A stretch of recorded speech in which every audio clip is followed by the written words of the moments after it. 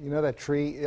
I'm watching all trees all day long. I saw that tree leaning. I just wanted to see if they could pull out. Is that okay? Yeah. Well, these trees are scaring us to death. I saw one on the way to work on Register, and Maryland. I can't think of the name of the tree. Right on the playground. Huge tree tumbled down on the playground. it's going to be big business for the tree limb companies the next couple weeks because say it didn't come down, but it just looks suspicious now. You're probably going to have that limb taken down. Right. So just be wary. Under safe concern. The gusty conditions seem to have just about completely gone away, so that's good for us. You know how some people watch us pretty far away on cable or they have like a really good HD antenna? Sure. If you happen to have us in Cumberland, congratulations, you're under the center of what's left of Sandy right now. You can see it on this satellite view. Watch carefully here, and you see right out there in western Maryland, see that center of circulation just north of Cumberland there. So there it is. What's left of Sandy still impacting Maryland. There's that center of circulation right there.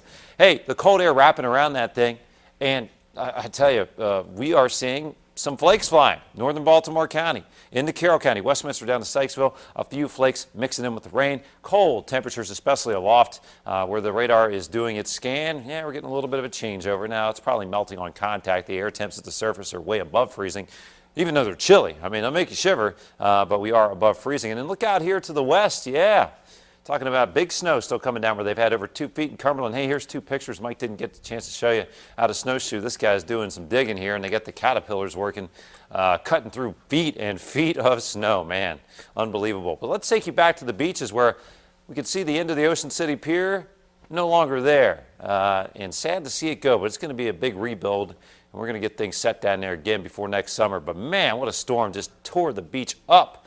In Rehoboth, same deal, water on the boardwalk, sand. They're doing what they can to repair. People out taking a look. Ocean City took a little bigger hit with that south-facing coastline as opposed to the east-facing coastline. What am I saying? Anyway, Kent Island today, water levels up. We got a high tide to get through at 7. Annapolis, Severn River here, looking a little high. Not flood conditions, at least not yet. And we're watching the harbor as well, of course, to see what happens here. Also, over the next 2 days, we'll be watching the Susquehanna. See that water flow has picked up, and it's looking brown there in Maryland's mightiest river. 42 now, BWI. It's going to be a rapid cool-off tonight, 30s and 40s. Winds have turned light southwesterly, but that's actually a cold wind wrapping around the center of Sandy out there in Cumberland.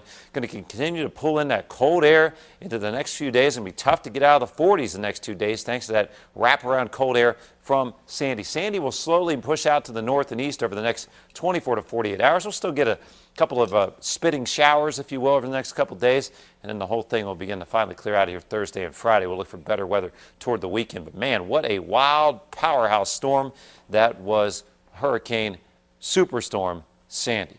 Let's get you into that 7-day forecast, and as we look ahead here, Wednesday into the middle part of the weekend looks pretty decent. We'll see a few showers lingering tomorrow and certainly a rain or a snow shower tonight.